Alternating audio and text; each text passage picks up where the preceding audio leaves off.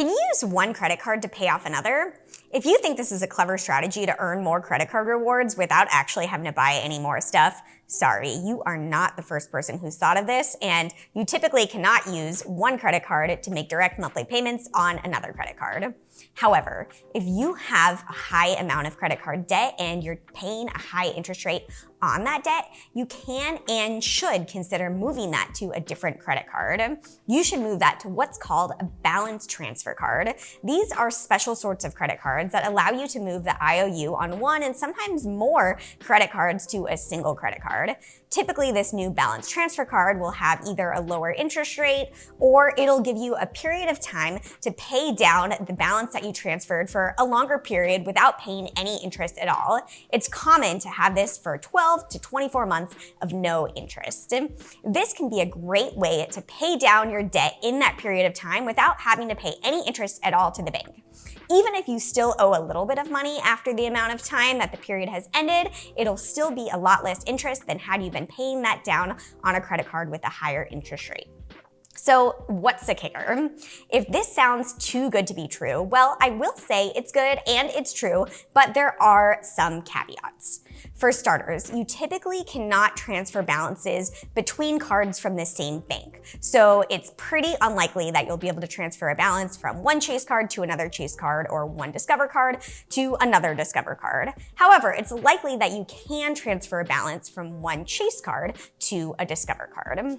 Then there are typically limits on the amount of the balance that you can transfer. It's pretty common to see a limit of $5,000. And finally, many cards charge a balance transfer fee. These are fees charged to transfer your balance and are typically 3 to 5% of your debt. If you're currently paying a high interest rate, then that fee is probably small beans, and the reality is you're probably paying much more than that in interest. In 2020, the average APR for general credit cards was 19.2%. For store credit cards, it was 25.7%. Compared to that, 3% looks like a deal. So given that there is some sort of balance transfer fee, don't count on just bopping balances between cards. It's not a good idea to have one balance transfer card that lasts 18 months and then at the 17-month point, just bopping around to a new balance transfer card because you are going to pay that fee.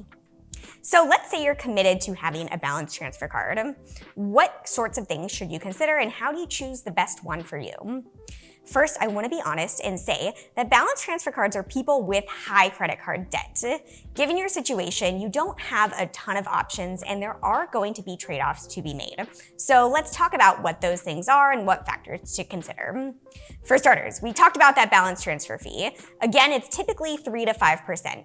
You want to calculate what that balance transfer fee is going to be on the card that you're applying for. Let's say you have a $5,000 balance. That means you're probably going to pay anywhere between $150 and $250 just for the privilege of transferring your balance. The second thing that you want to consider is the APR after the fact. Now, I really encourage you to pay off your debt within that balance transfer window. So if you have 18 months to pay off your debt, I really encourage you to pay off all of your debt in 18 months. But I realize that's not always realistic for everyone.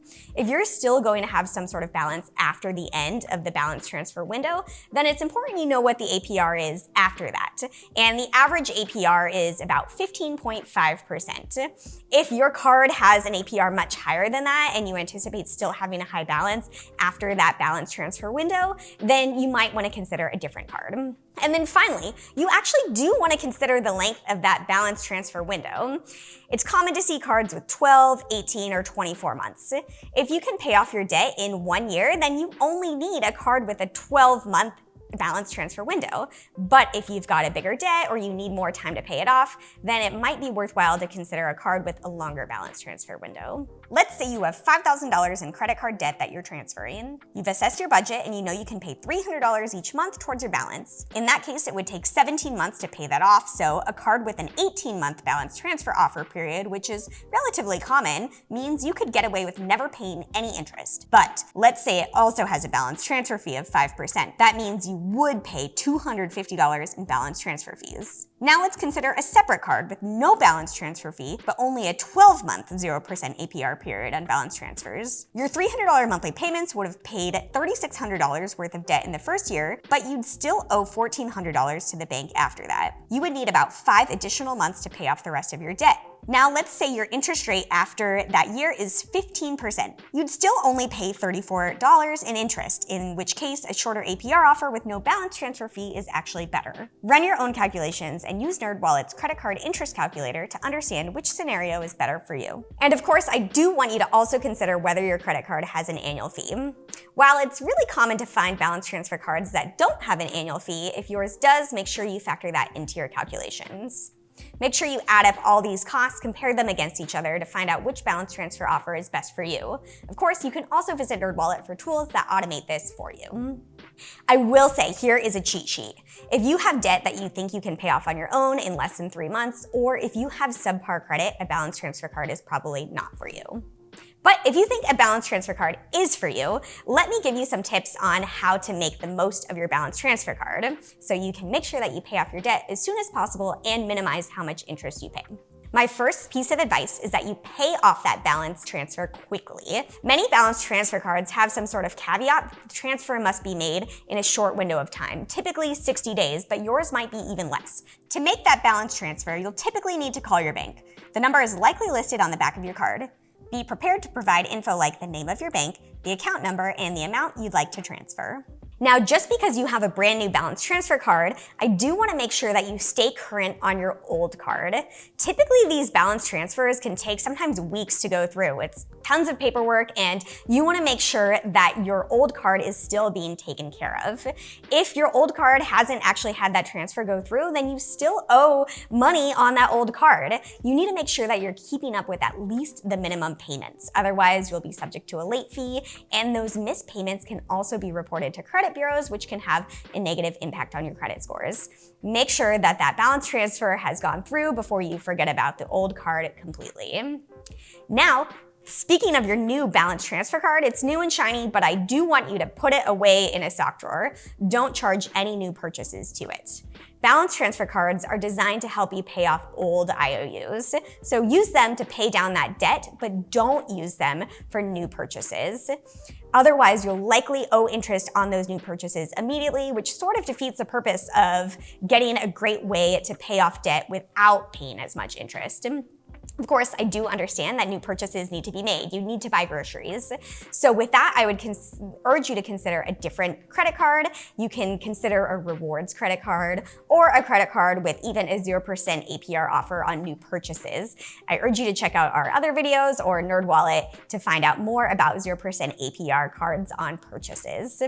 Finally, I want you to make a plan on how you're going to pay down that debt. All those calculations I talked about earlier are based on a number that you've made a commitment to pay off. So decide, can you pay off $300 each month? Can you pay off more, maybe $400 each month? Commit to paying that down every month and have a solid understanding of, if you still owe money at the end of the balance transfer promotional window, how much money you'll actually owe. Of course, if you can pay down more on a certain month, that's always recommended. So let's say you've made a commitment to pay $300 every month, but you get a bonus one month. Can you immediately apply that bonus to your debt? That can be really helpful because if you paid extra in January, but maybe there's some sort of emergency that happens in February, maybe you can only make the minimum payment and you can't commit to that full $300. Well, you paid extra in January, so that can help. Or maybe you just keep paying extra so you pay down your debt faster. That means less interest that you'll owe in the long run. And finally, don't miss a payment. You always need to make at least the minimum payment every month. It's important on any credit card because a missed payment can be reported to credit bureaus and can negatively impact your credit scores, but especially on balance transfer cards, many have fine print that say any missed payment means that they can actually revoke that balance transfer promotional period, in which case you could start owing interest immediately just for a single missed payment. I really recommend that if you know you have enough money in your bank account to set your balance transfer card to auto pay. That way, if you're just busy and it slips your mind, you know that payment is automatically being paid for. Balance transfer cards are certainly tricky and they're not for everyone. However, they can be enormously helpful, especially if you have a big purchase to make. Maybe you're taking advantage of an appliance sale because you really need a new washing machine and you don't have the money quite yet, but you know a bonus is coming soon, so you'll have that money eventually. Or maybe you have excellent credit and you know that you can afford the purchase you're going to make, but you just want to have that extra cash cushion on hand for emergencies. In these cases, a balance transfer card might be the best way for you to pay down that debt while paying minimal to no interest. My name is Sally French, a credit cards writer for NerdWallet. Now, if you have a credit card with an annual fee, I just put out another video on knowing whether or not the annual fee is worth it. Check that one out too. And if you like this video, please make sure to like and subscribe.